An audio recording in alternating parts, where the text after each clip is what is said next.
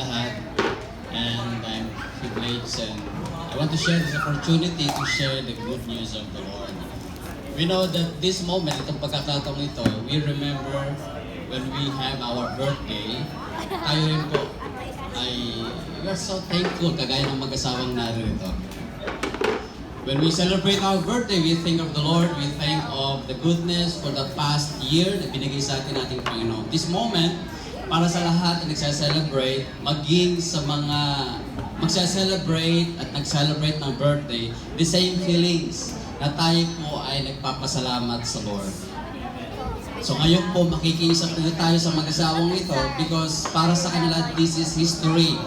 Ito po yung moment na kayo po nakiisa, nagbigay ng wish, ng prayer, kasi ito po ang importante dito po sa program. The most important part is the blessing from God. Yung kainan, yung regalo, yung play, yung mga games, yan po ay secondary na lamang po. And I do believe, lahat po tayo, pag ikaw naman yung merong birthday, talagang todo tayo pasasalamat sa ating Panginoon. Because you know why? The Bible says in the book of Jeremiah chapter 29 verse 11. Basahin ko po sa inyo. The Bible says, Jeremiah chapter 29 verse 11, "For I know the plans I have for you, declares the Lord, plans to prosper you and not to harm you, plans to give you hope and future." So dito po sa ginagawa nating birthday celebration, alam ko po na ang ating Panginoon ay natutuwa. Sapagkat na-acknowledge natin na ating Lord, may part na meron po siyang moment na tayo po ay hihingi ng basbas para po kay Bea. The same thing, yung mga wishes and our prayer, i-honor ng ating Panginoon. Because we acknowledge ng ating Lord, siya po ang nagbibigay ng buhay. And not only that, a plans, ang sabi ng Bible, good plans para po sa bawat isa po sa atin. Kaya ako nagpapasalamat dahil kaisa po ako sa inyo para i-share ko po sa inyo kung gaano kabuti ang ating Panginoon. Ang ganda ng plano ng Lord sa ating mga buhay. It doesn't matter that you are rich or poor, God has a plan for you, brothers and sisters. It doesn't matter that you are young or old, God has a plan for you. It doesn't matter na ikaw ay unemployed, successful, doesn't matter if you are single, married, widow, or divorced, God has a plan for you, brothers and sisters.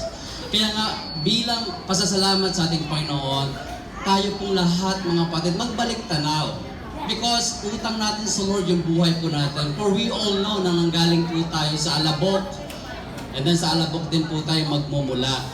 Kaya sa gabing ito, samahan niyo po ako, mga kapatid, ipag-pray po natin, ilelay hands po natin sila. Sila mag-asawa na sila po, para po sa kanila, treasure po nila ito. Sa video, sa mga pictures, napakalaking bagay po sa kanila yan. At ako naniniwala sa inyo mga magulang, pag kayo din po ang nasa ganyan sitwasyon, yung first birthday ng anak po ninyo, tinitreasure po ninyo yon. At saka tinitingnan po ninyo yung mga bisita doon po sa picture o doon sa video.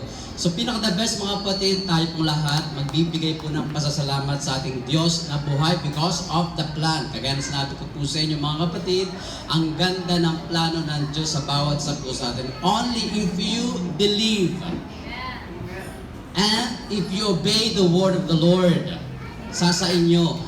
May mga testimony po kami, may mga testimony po sila. Why? Because they do believe and they follow the word of the Lord. And how? You know, the best mga kapatid is just to seek first the kingdom of the Lord. And then of course, obey the word of the Lord. How? Of course, obey the gospel. At ito po yung nais ko pong i-share po sa inyo about the goodness of the Lord. Marami tayong napapakinggan mga bad news. But the good news is, 2,000 taon na po ang nakakaraan at si Jesus Cristo ay pinako sa krus. And that is the gospel. That is the good news. Ang sabi ng 1 Corinthians chapter 15 verse 1 to 4. Now, brothers and sisters, I want to remind you the goodness of the Lord which you believe and which you stand. This gospel will save you.